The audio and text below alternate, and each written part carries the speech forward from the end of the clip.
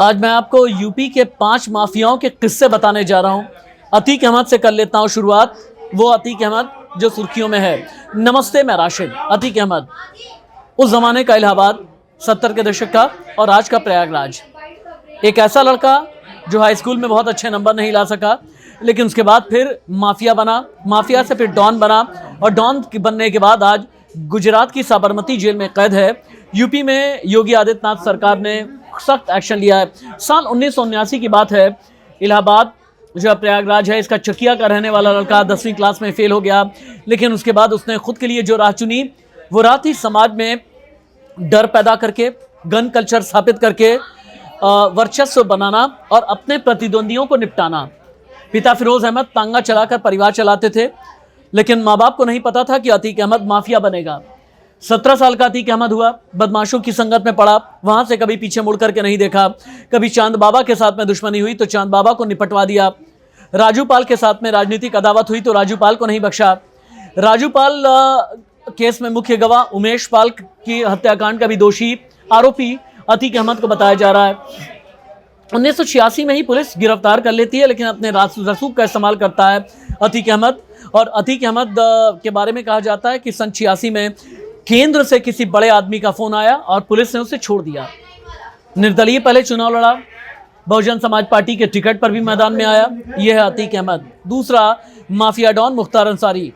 आप मऊ, गाजीपुर, बलिया, आजमगढ़, जौनपुर, पूर्वांचल के इन इलाकों के अगर आप हैं या फिर इस इलाके को आप जानते हैं तो आपको पता होगा कि जेल में रहते हुए चुनाव जीतने वाला मुख्तार अंसारी ये कौन है।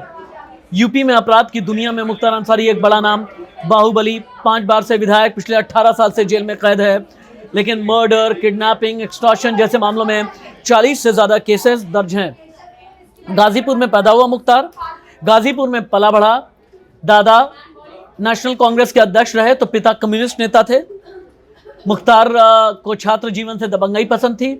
1988 में मुख्तार का नाम पहली बार हत्या के केस में जुड़ा। उसके बाद मुख्तार ने कभी पीछे मुड़ करके देखा नहीं। कभी धनंजय सिंह के साथ में दुश्मनी रही, कभी ब्रिजेश सिंह के साथ में एक अलग तरह की अदावत। गैंगस्टर ब्रिजेश सिंह ने मुख्तार के काफिले पर हमला कराया 1996 में, तब इन दोनों की दुश्मनी खुल करके सामने आ गई।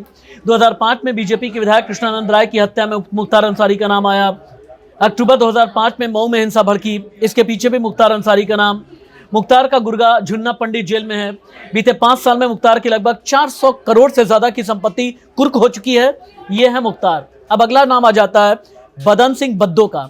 बदन सिंह बद्दो यानी 6 पुलिसकर्मियों को शराब पिला करके फरार होने वाला बदन सिंह बद्दो, मेरठ जोन का कुख्यात बदन सिंह बद्दो।